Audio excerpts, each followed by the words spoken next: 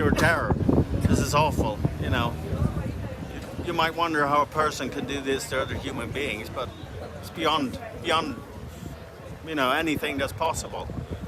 My oldest daughter, who's 18, she's barely holding it together. My other daughter, she got in the stampede that started when the perpetrator was firing shots everywhere. Apparently, she got cut in several places as well from people and falling off the chairs.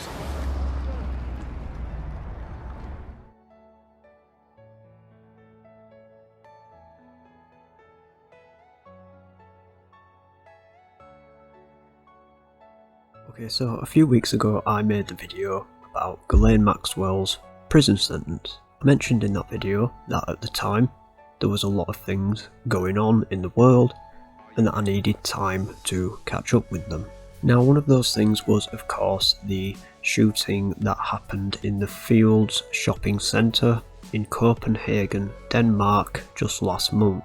Now, in the UK, it's very rare that we hear about shootings from inside Europe. Most of the stories we hear are actually from the US, where guns are legal to a certain extent. Now, I'm not familiar with those laws, nor do I really have any reason to look them up. But yeah, today I'm basically just going to give a quick lowdown and all the information that I can gather about what happened at the Fields shopping centre in Copenhagen, Denmark.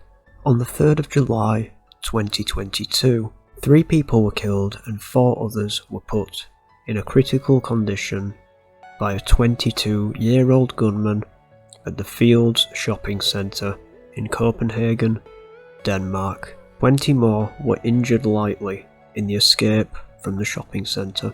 Now, it's unknown as to who the man is just yet, but it is known that the man who is responsible actually does have a history of being in touch with special psychiatric healthcare systems.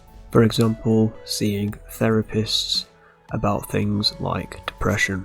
Charged with 3 murders and 7 attempted murders overall, this is the first mass shootings in Denmark to have happened since the 2015 mass shootings. In this situation, a gunman attacked a free speech forum that also featured a controversial cartoonist known as Lars Vilks, where 1 man was killed and 3 others were injured. Now, gun violence in Denmark is a rare occurrence.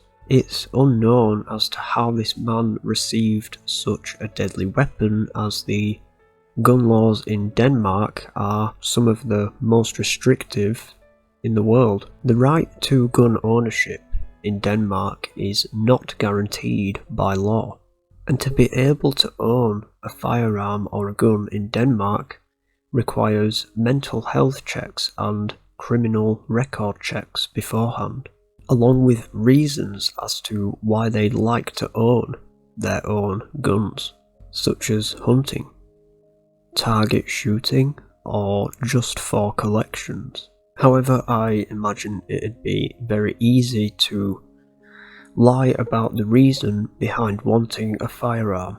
Now, this gun was definitely owned illegally, as it was soon found out that the apparent owner of the gun didn't actually have a permit. Now, the reason there's so little information about this is that the court has actually banned the suspect and the 10 victims from being named, and the only thing we really know so far is that 2 17-year-old Danish citizens and 1 47-year-old Russian had been killed in the gunfire. 2 other Danish citizens and 2 Swedes also received critical injuries from gunfire and were put into hospital. And as usual, social media played a big part in this event, with videos of people running through the mall, as well as videos of law enforcement on the scene.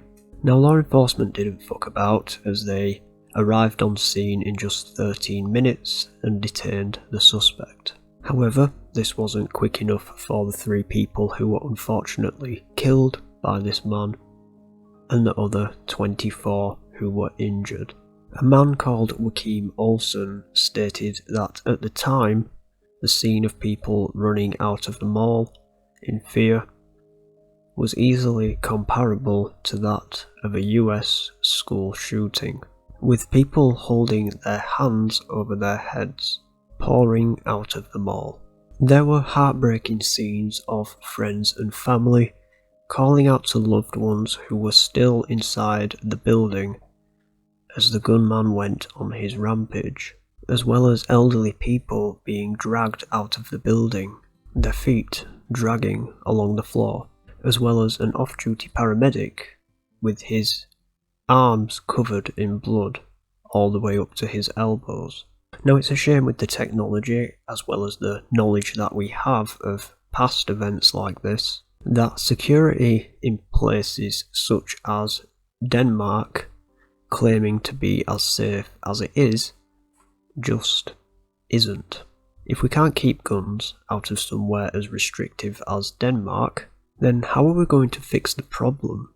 Not just in the US, for example, but everywhere else.